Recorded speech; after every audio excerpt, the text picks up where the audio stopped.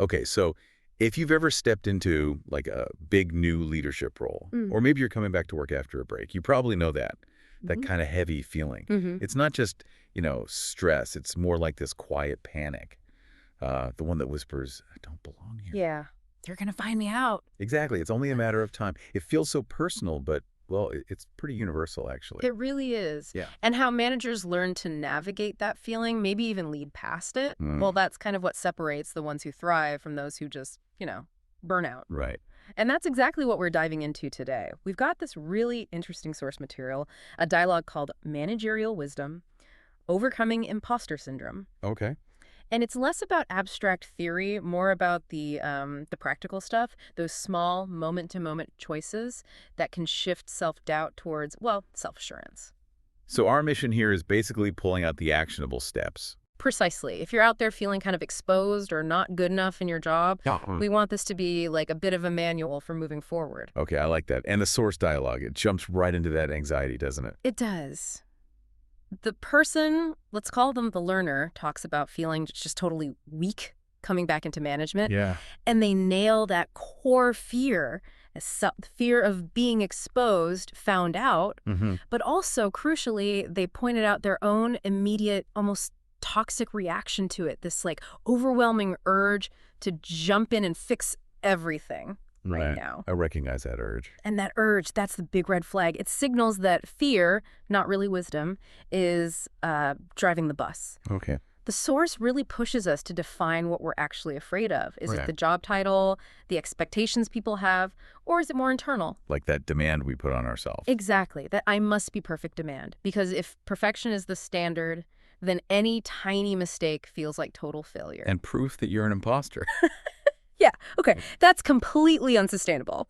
And if you start there with that pressure for perfection, it just makes you build walls, right? You know you need info, you need feedback, but you actively push it away. You got it. That's the core conflict. The fear of being seen as bad or not up to snuff makes us dodge the very thing we need feedback to actually feel steady. It's like refusing to look in the mirror because you're afraid of what you'll see. Perfect analogy. And if you don't look, you can't adjust. And you stay convinced that scary image in your head is reality. Which I think brings us to this really surprising story in the source material about feedback, actually. This seems pretty central. Oh, it's huge. This is where the shift really started for the learner. They worked with a coach, right? Yeah. And this coach didn't dive into like sales targets or project stuff. Instead, they spent weeks interviewing the manager's colleagues. Okay. Colleagues. Yeah. And then presented this feedback report. Get this. It was 24 pages long. Whoa. 24 pages. What was in it? Well, critically, it wasn't about what they produced. It was all about how they worked. Ah, okay. Behavioral stuff. Exactly. Strengths, roadblocks, Yeah. Specific things that annoyed certain people, things others really appreciated, like a detailed behavioral profile. Okay, hang on. If someone handed me a 24-page report on all my flaws and how I annoy people, I think I'd just crumble. How did they react? They cried. Yeah, okay, that makes sense. But here's the twist, the really profound insight.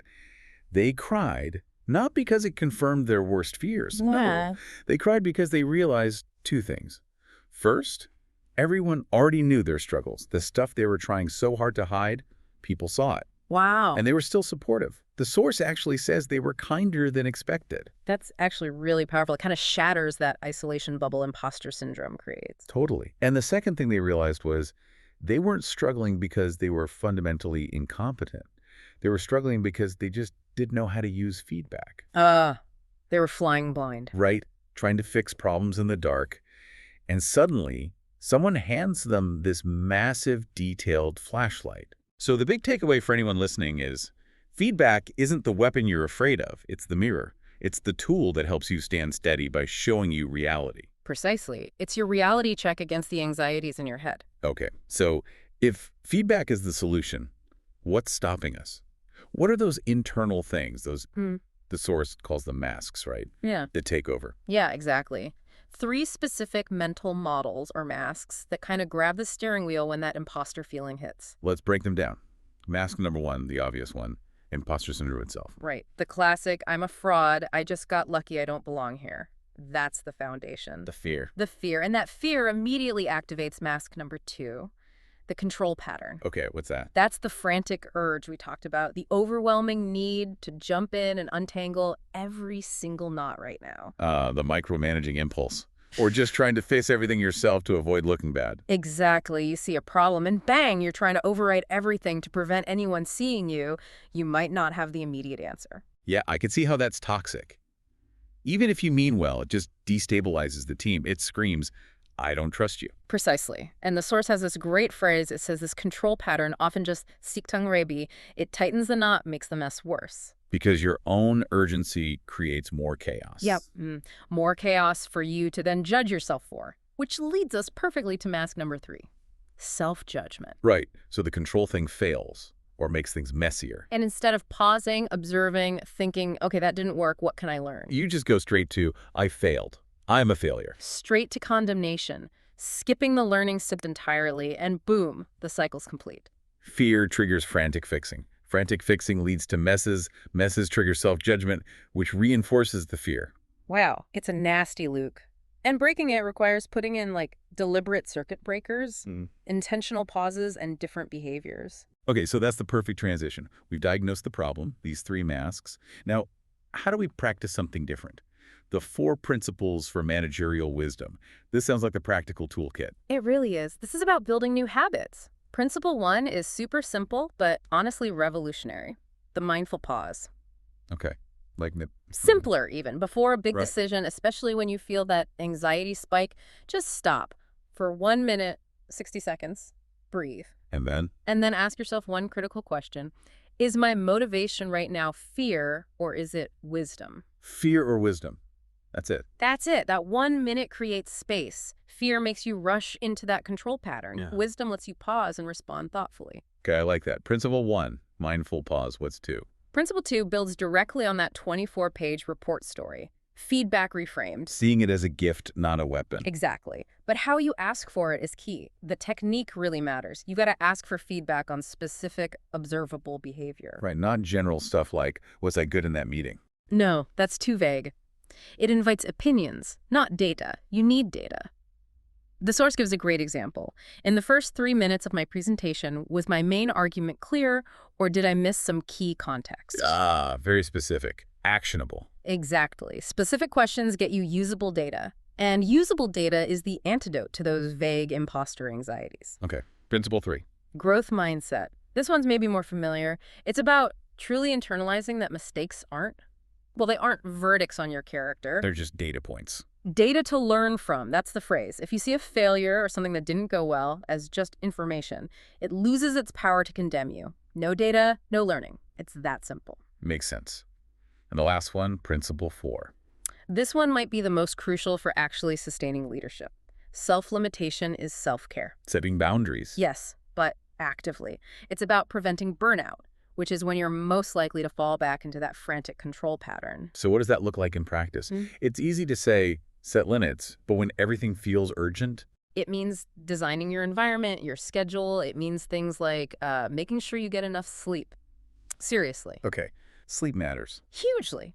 And carving out non-negotiable time for reflection, maybe scheduling short exercise breaks, or even just 30 minutes of quiet prep time before the chaos of the day starts. Building buffers. Exactly. You can't lead effectively if your tank is empty. Your limits aren't weaknesses. They're essential design parameters for performing well. While we're on fear, what about that anxiety when you feel left out? So you weren't invited to a meeting? Yes, the exclusion fear. And your brain instantly writes a whole drama about how you're being sidelined. How do you handle that with wisdom? You go get the facts. Simple as that. The source is really clear. The story you tell yourself in that moment, almost certainly not true. So you just ask. You just ask.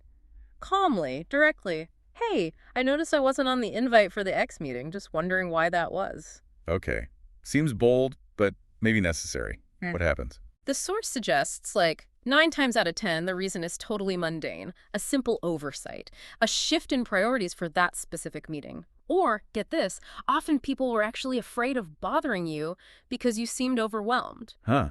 So the story was completely wrong. Completely. Asking the question replaces potentially days of anxious guessing with, 30 seconds of factual information. Okay, so pulling all this together, it sounds like the definition of a good Or maybe a wise manager really changes. It's not about knowing everything. Not at all. It's about knowing yourself deeply. And the source breaks that down too, right? Self-knowledge for managers. Yep, 4 key areas to understand about yourself, not just vaguely, but in ways that guide your actions. Okay, what's the first? First, know your strengths. What are you genuinely good at? Vision, learning fast, sticking with things. Okay. But not just to feel good. You need to know them so you know what you should give to your team, and also, importantly, what you can confidently delegate. Right. Makes sense. Second. Second, know your weaknesses. What do you need to work on? Being more direct, boiling down complex ideas, taking calculated risks. So these aren't flaws, they're just your current learning agenda. Exactly, your personal curriculum. Areas for active development. Third, know your limits. We talked about this with self-care, but it's crucial. This is about designing those boundaries. Like, the source suggests scheduling time, maybe twice a year, for a total summary and goal setting.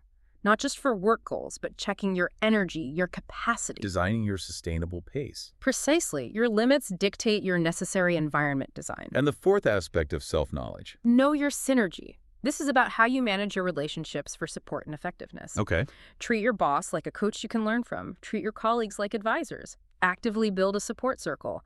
Because honestly, nobody succeeds alone, especially not in leadership. That's a great point. No one grows up alone. No one leads alone.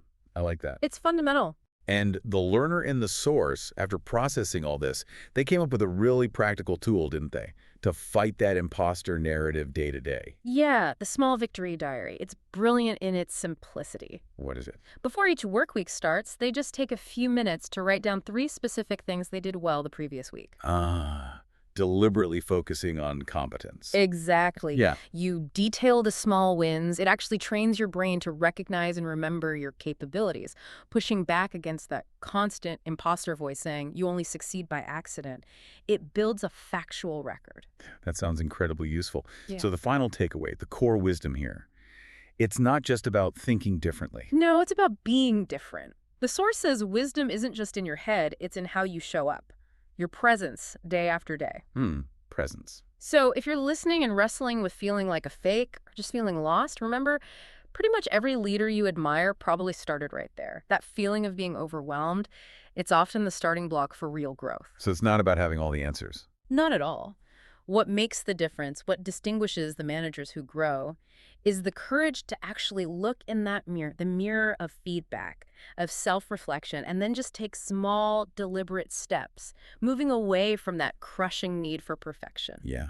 Small steps away from fear towards wisdom. And the source has this lovely final thought. When you live and lead from that authentic place, grounded in self-knowledge, you don't really need to prove anything anymore. Your presence, your way of being, actually teaches others how to stand straight too. That's powerful.